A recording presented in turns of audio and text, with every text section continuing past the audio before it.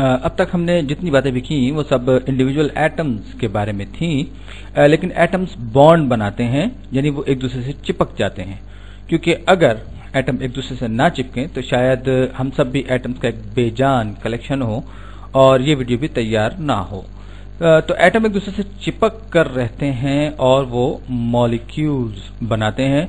वो एक दूसरे से चिपक कर मॉलिक्यूल बनाते हैं और जाहिर है कि मॉलिक्यूल्स भी आसपास जमा हो जाते हैं और ज़्यादा कॉम्प्लेक्स स्ट्रक्चर्स बनाते हैं और फिर हम ऑर्गेनिक केमिस्ट्री शुरू कर देते हैं, जिसमें आपके पास बहुत सारे हाइड्रोजन और कार्बन एटम्स के बंचेस होते हैं जो एक दूसरे के साथ जुड़े होते हैं और प्रोटीन्स बना रहे होते हैं, और प्रोटीन्स आपस में मिलकर मजीद कॉम्प्लेक्स स्ट्रक्चर्स बनाते हैं। और ऐसी ही एक स्ट्रक्चर इस वक्त ये यूट्यूब वीडियो रिकॉर्ड कर रही है, लेकिन सब कुछ यहीं से शुरू होता है। एटम्स बॉन्ड बनाते हैं या वो आपस में चिपके होते हैं, और इस वीडियो का मकसद भी आपको यही बताना है कि एटम्स किस किस तरह से एक दूसरे से चिपकते हैं। तो बॉन्ड की सबसे पहली और ताकतवर किस्म वो है कि जब आप कोई ऐसा एटम ले जो इलेक्ट्रॉन देने के लिए बेचैन हो, जो इलेक्ट्रॉन देने के लिए वाकई बेताब हो, और फिर आपके पास एक और एटम हो जो इलेक्ट्रॉन लेना चाहता हो, यानी लेना चाहता हो।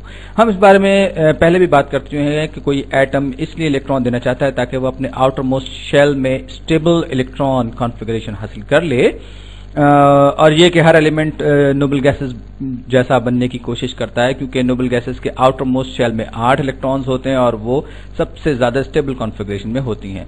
तो कौन इलेक्ट्रॉन देना चाहेगा? अगर आप पीरियोडिक टेबल में देखें तो वो एलिमेंट्स जो बड़ी शिद्दत से इलेक्ट्रॉन्स देना चाहते हैं वो अल्कलाई मेटल्स हैं, ये रेड कॉलम वाले। ये इलेक्ट्रॉन देने के लिए बहुत ज़्यादा ख्वाहिशमंद हैं। दूसरे भी देना चाहते हैं, लेकिन हम एक्सट्रीम एग्जाम्पल की बात कर रहे हैं, तो ये इलेक्ट्रॉन्स देना चाहते हैं। और कौन इलेक्ट्रॉन्स लेना चाहता है? तो वो हैलोजेंस हैं।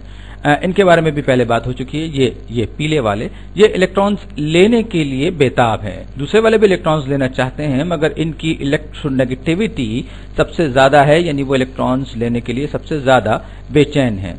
तो अगर आप इन्हें आसपास रख दें, तो मसलन मैं सोडियम और क्लोरीन को करीब करीब रख दूं, तो ये रहा सोडियम, और फिर ये रहा सोडियम, और ये आया क्लोरीन, ये क्लोरीन।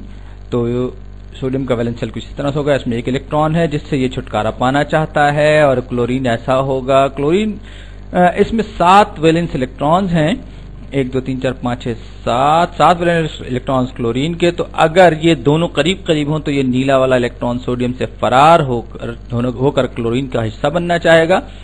और ये 1-2 एटम्स की बात नहीं है, बल्कि आपके पास billions of trillions of atoms हैं इनके। ये एक से दूसरे में छलांग लगाते फिर रहे होंगे, लेकिन बात को समझने के लिए हम सिर्फ 2 एटम्स ही पर फोकस किए हुए हैं। तो इनमें रिएक्शन हुआ, सोडियम के इलेक्ट्रॉन ने छलांग लगाई, तो सोडियम का क्या होगा? सोडियम के वैलेंस शेल में कोई इलेक्ट्रॉन नहीं रहेगा, या यूं कहिए कि इसका सबसे स्टेबल शेल ही वैलेंस शेल बन जाएगा। तो इसका एक इलेक्ट्रॉन छोड़कर भाग गया और अब इसकी कॉन्फ़िगरेशन तकरीबन नियॉन जैसी हो जाएगी। तो सोडियम से एक इलेक्ट्रॉन निकला तो वो नियॉन जैसा हो गया, मगर अब इसमें प्रोटॉन्स के मुकाबले में एक इलेक्ट्रॉन कम हो गया, यानी इस पर पॉजिटिव चार्ज आ जाएगा। इससे पहले ये न्यूट्रल था, मगर अब ये पॉजिटिव है, और अब ये क्लोरीन कैसा हो जाएगा? मैं नोटेशंस को मिक्सअप कर रहा हूं, लेकिन मैं आपको सिर्फ एक आइडिया देना चाहता हूं। तो पहले क्लोरीन के पास 7 इलेक्ट्रॉन्स थे, 1 2 3 4 5 6 7। तो वो इलेक्ट्रॉन क्लोरीन की तरफ जंप करेगा, तो अब ये खुश है। ये अब आर्गॉन जैसा हो गया है, इसका वैलेंस शेल भी पूरा भर गया है। लेकिन अब इस पर कितना चार्ज है? अब इसके पास 17 की जगह 18 इलेक्ट्रॉन्स हैं। तो अब इसका चार्ज क्या होगा? इसके 17 प्रोटॉन्स और 18 इलेक्ट्रॉन्स हैं, तो इस पर -1 चार्ज है। तो मैं इस पर नेगेटिव लिख दूंगा। तो इस पर नेगेटिव चार्ज है क्योंकि इसने सोडियम का इलेक्ट्रॉन ले लिया है। तो अब ये दोनों ही अपनी अपनी इलेक्ट्रॉन कॉन्फ़िगरेशन के हिसाब से खुश हैं कि इनके पास स्टेबल वैलेंस शेल्स हैं, लेकिन ये एक दूसरे की तरफ अट्रैक्ट भी हो रहे हैं। कूलम फोर्सेस, जी पॉजिटिव और नेगेटिव एक दूसरे को अट्रैक्ट करते हैं, और ये अट्रैक्शन इतनी ज्यादा होगी कि ये एक दूसरे के साथ चिपक जाएंगे, और ये फोर्स ऑफ अट्रैक्शन यही एक आयोनिक बॉन्ड भी है, और इस तरह ये NaCl बनाते हैं। NaCl, मगर इसमें बॉन्ड की शेयरिंग नहीं हो रही। ये वाला इलेक्ट्रॉन लेने के लिए बेचैन है और ये वाला देने के लिए। तो अपना इलेक्ट्रॉन क्लोरीन को देने के बाद सोडियम को कहता है अब तुम पॉजिटिव हो और मैं नेगेटिव, तो मैं तुम्हारे साथ चिपक कर रहूंगा, और यूं खाने का नमक बनने की कहानी पूरी होती है। इस सिचुएशन में एक एटम इलेक्ट्रॉन देना चाहता है और दूसरा इलेक्ट्रॉन लेना चाहता है, लेकिन तब क्या होगा जब दोनों एटम्स में इलेक्ट्रॉन लेने या देने की ख्वाहिश इतनी शदीद ना हो। तो इसकी भी कुछ मिसालें देखते हैं। इसकी बेहतरीन मिसाल एलिमेंटल ऑक्सीजन है। ठीक, एलिमेंटल ऑक्सीजन, तो ये एक आयोनिक बॉन्ड था। तो इसे आयोनिक बॉन्ड क्यों कहते हैं? क्योंकि यहाँ आयॉन्स बन गए थे।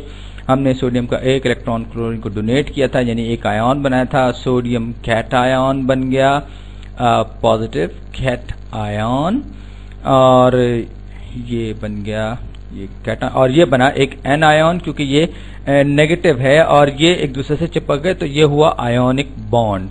जबकि हमारे पास ऐसे दो एलिमेंट्स हों जो इलेक्ट्रॉन्स देने या लेने के मामले में एक दूसरे से बहुत ज़्यादा मुख्तलिफ ना हों, यानी इनकी इलेक्ट्रोनेगेटिविटी तकरीबन एक ही जैसी हो, और इसकी बेहतरीन मिसाल एक ही एलिमेंट के दो अलग अलग एटम्स हैं। जैसे कि मैंने ऑक्सीजन की बात की, तो एक ऑक्सीजन या मैं एहतियातन पीरियोडिक टेबल पे एक नज़र डाल लूँ। ऑक्सीजन में 6 वैलेंस इलेक्ट्रॉन्स हैं, 1 2 3 4 5 6 वैलेंस इलेक्ट्रॉन्स, तो ये होंगे 2s2 और 2p4। तो इसके दूसरे शेल में 6 इलेक्ट्रॉन्स होंगे।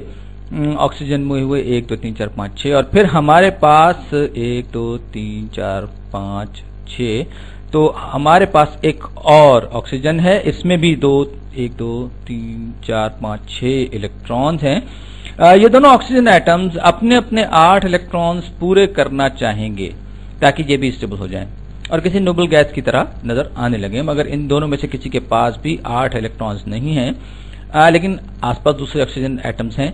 तो ये वाला ऑक्सीजन एटम इस वाले के पास जाकर कहेगा क्यों ना हम कुछ इलेक्ट्रॉन्स आपस में शेयर कर लें ताकि हमें ये लगे कि हमारे पास 8 इलेक्ट्रॉन्स हैं। तो दूसरा कहता है क्यों नहीं। अब मैं इसे यहाँ लिखूंगा, यहाँ ये ब्लू में ये आया एक ऑक्सीजन, ये इसे मैंने अलग कलर में सिर्फ रिएक्शन दिखाने के लिए लिख लिया है, और फिर ये 2 इलेक्ट्रॉन्स शेयर करेंगे आपस में, ये इन इलेक्ट्रॉन्स को आपस में शेयर करेंगे। तो ये इलेक्ट्रॉन्स के 2 पेयर्स को आपस में शेयर कर रहे हैं। इस वाले के पास 6 इलेक्ट्रॉन्स हैं, लेकिन ये इस तरह से बन जाएगा जैसे इसके पास 2 और इलेक्ट्रॉन्स भी हैं, तो इसके वैलेंस शेल में 8 इलेक्ट्रॉन्स, और ये वाला भी कुछ ऐसे ही करेगा। इसके पास भी ये 6 इलेक्ट्रॉन्स हैं, मगर ये भी इस तरह का वैलेंस शेल में 8 इलेक्ट्रॉन्स वाले एटम की तरह नजर आएगा, ये भी खुश और वो भी खुश। तो ये नोशन के इलेक्ट्रॉन्स आपस में शेयर हो रहे हैं, या ये कि बॉन्डिंग के बाद इलेक्ट्रॉन डिस्ट्रीब्यूशन का प्रोबेबिलिटी क्लाउड दोनों एटम्स के आसपास एक जैसा फैला हुआ है, तो इसे हम कोवैलेंट बॉन्ड कहते हैं। और ये खास तौर पर उस वक्त होता है जब आप ऐसे 2 एटम्स की बात कर रहे हो जो एक दूसरे के से कुछ ज्यादा मुख्तलिफ ना हो, यानी उनकी अपनी इलेक्ट्रोनेगेटिविटी के हिसाब से, यानी इलेक्ट्रॉन्स अट्रैक्ट करने की ख्वाहिश के एतबार से। तो जब हमने शायद आयोनाइजेशन एनर्जी के बारे में बात की थी, तो हमने कहा था कि पानी में ऑक्सीजन और हाइड्रोजन के दरमियान कोवैलेंट बॉन्ड बनेगा। तो हमने ये बनाई थी ऑक्सीजन, इसके ये 6 इलेक्ट्रॉन्स, फिर 2 हाइड्रोजन एटम्स, तो ये आए 2 हाइड्रोजन एटम्स। तो ये कहते हैं कि चलो क्यों ना हम अपने अपने इलेक्ट्रॉन्स हाइड्रोजन के साथ शेयर कर लें, और ये ऑक्सीजन के पास चलते हैं। मैं इसे दोबारा बना रहा हूं ताकि शेयरिंग को वाज़ेह तौर पर दिखा सकूं। तो ये आया ऑक्सीजन, मैंने इस पेयर को अलग कर लिया है, अब ये हाइड्रोजन आ रहा है और ये अपना एक इलेक्ट्रॉन शेयर करेगा, इसी तरह दूसरा वाला भी आएगा। तो अब इसे अपना पूरा शेल, पहला शेल पूरा भरा हुआ सा लगेगा, और इससे सिर्फ 2 की ही जरूरत है क्योंकि इसमें सिर्फ एक ही शेल होता है। और ये ऑक्सीजन ये शेयरिंग के बाद आउटर मोस्ट शेल में 8 इलेक्ट्रॉन्स पूरे कर लेगा और यूं सब खुश हो जाएंगे। तो ये भी एक कोवैलेंट बॉन्ड है।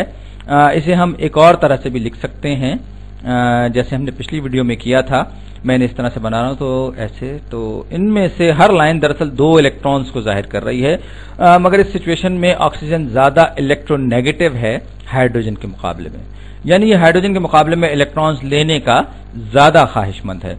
तो इस सिचुएशन में इलेक्ट्रॉन्स का ज्यादा वक्त ऑक्सीजन के पास गुजरेगा हाइड्रोजन के मुकाबले में, जाहिर है, और हाइड्रोजन पर पार्शियल पॉजिटिव चार्ज आ जाएगा मॉलिक्यूल के इस तरफ, और ऑक्सीजन वाली साइड पर थोड़ा सा नेगेटिव चार्ज आ जाएगा। इसे मैं बहुत छोटा सा बना रहा हूं क्योंकि ये बहुत मामूली सा है। इसी को हम पोलर कोवेलेंट बॉन्ड कहते हैं, पोलर कोवेलेंट बॉन्ड। तो ये यानी ये कोवेलेंट बॉन्ड है, लेकिन साथ ही साथ ये पोलर भी है क्योंकि इसके इलेक्ट्रॉन्स किसी एक एटम की तरफ ज्यादा अट्रैक्ट किए हुए हैं, और ऐसे किसी केस में बनने वाले मॉलिक्यूल में पोलैरिटी होगी, यानी मॉलिक्यूल की एक साइड दूसरी साइड के मुकाबले में ज्यादा नेगेटिव होगी, क्योंकि इलेक्ट्रॉन इसमें ज्यादा वक्त गुजार रहा होगा। और अब वो आखिरी बॉन्ड जिस पर हम इस वीडियो में बात करेंगे मेटालिक बॉन्ड है, मेटालिक बॉन्ड। स्कूल के दिनों में मैं भी एक मेटालिक बॉन्ड की तरह था, खैर ये किसी और वीडियो में बताऊंगा।